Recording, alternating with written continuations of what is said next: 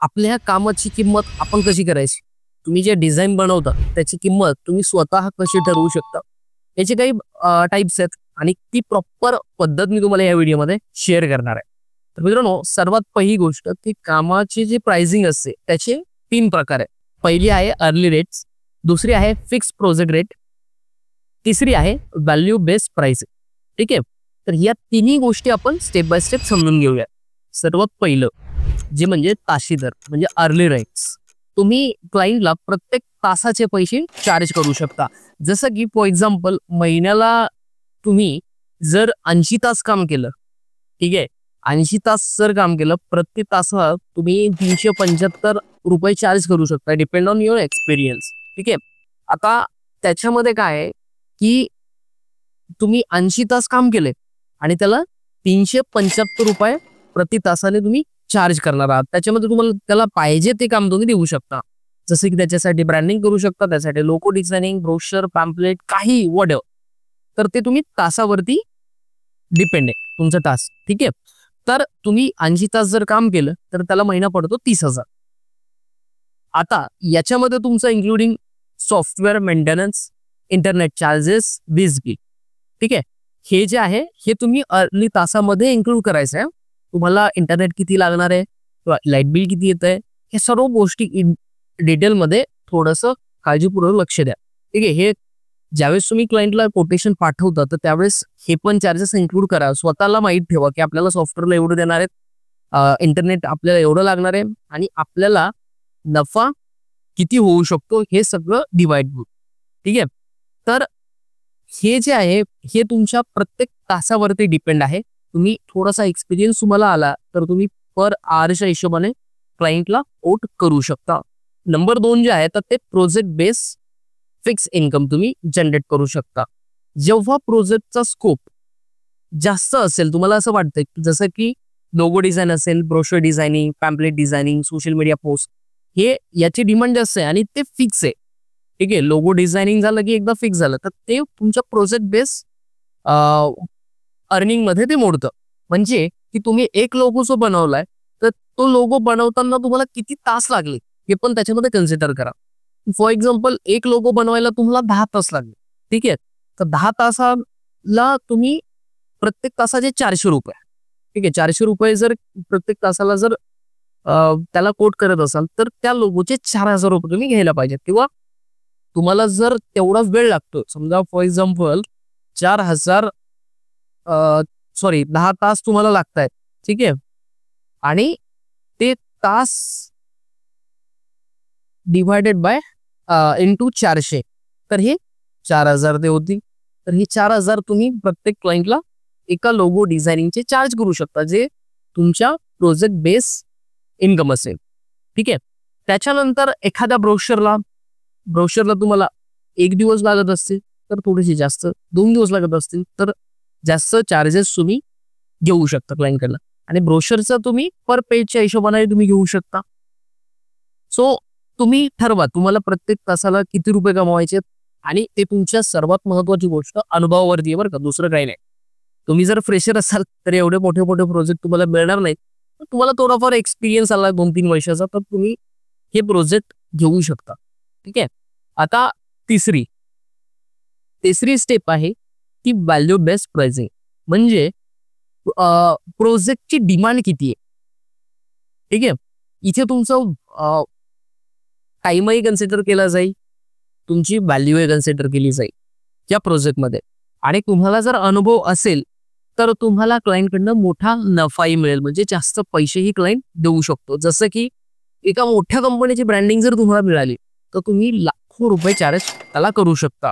म्हणजे तुमचा एका प्रोजेक्टमध्ये खूप सारा प्रॉफिट होऊ शकतो, पण कोटीचाही प्रॉफिट तुम्ही करू शकता. फक्त एक गोष्ट आहे, तुम्हाला फक्त दुसऱ्या देशातले जर प्रोजेक्ट मिळत असतील तर तुमची जिंदगीच लाल होईल, म्हणजे पैशाच्या बाबतीत.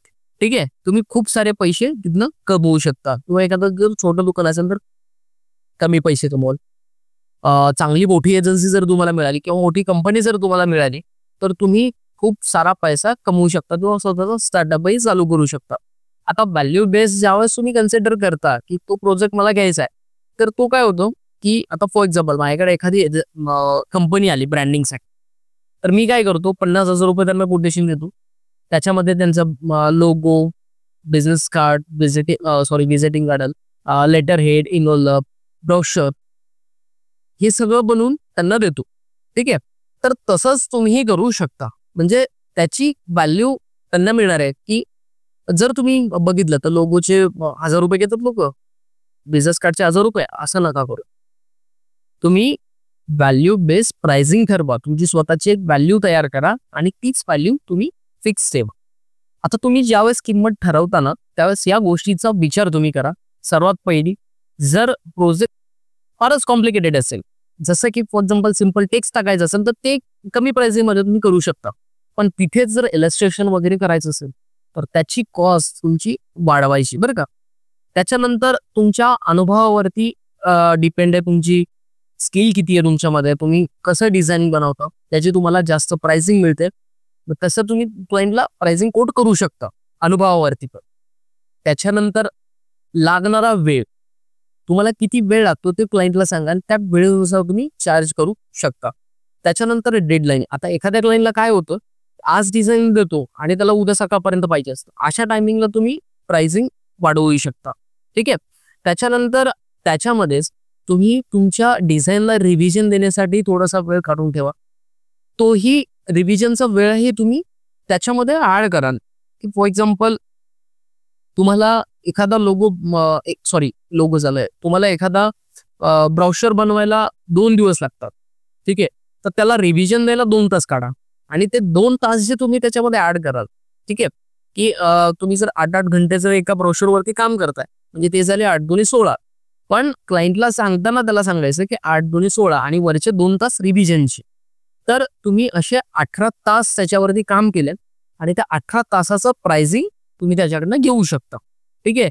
त्याच्यानंतर सर्वात महत्त्वाची गोष्ट, क्लायंट, जसे क्लायंटचे प्रकार आहे, छोटा क्लायंट, मोठा क्लायंट. मोठा क्लायंट असेल तर मजबूत पैसे देई, छोटा क्लायंट असेल तर कमी पैसे देई. तर तुम्ही त्याला त्या हिशोबाने काम देऊ नका.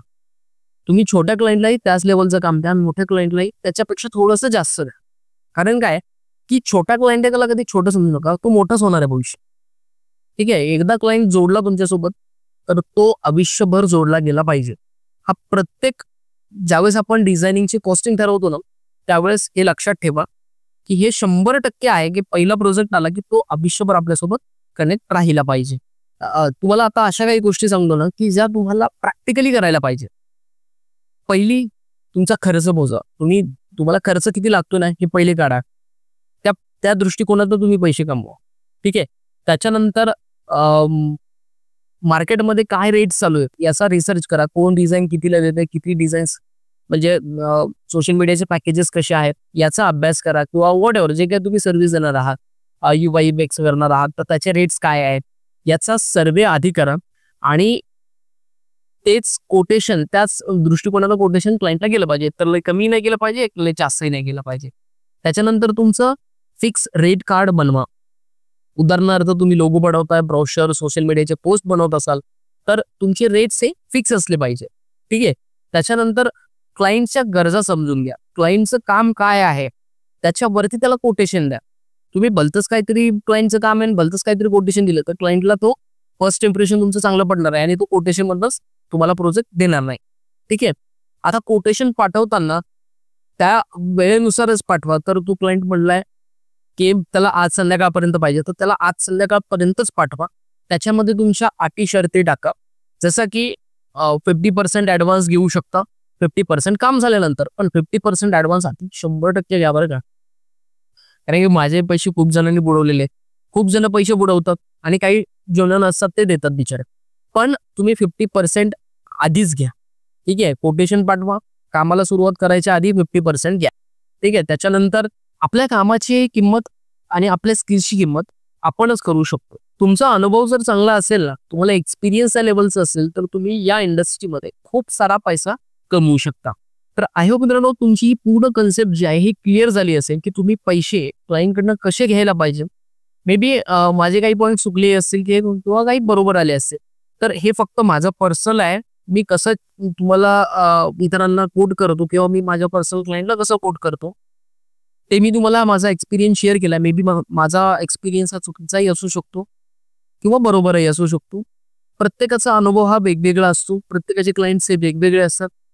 पण आय होप तुम्हाला या व्हिडिओमधनं 1% जरी हेल्प झाली असेल, 1% नॉलेज तुम्हाला मिळालं असेल, तरच व्हिडिओ लाईक करा. जाता जाता चॅनल मात्र नक्की सबस्क्राईब करून जा. Thank you so much guys. Thanks for watching. Thank you.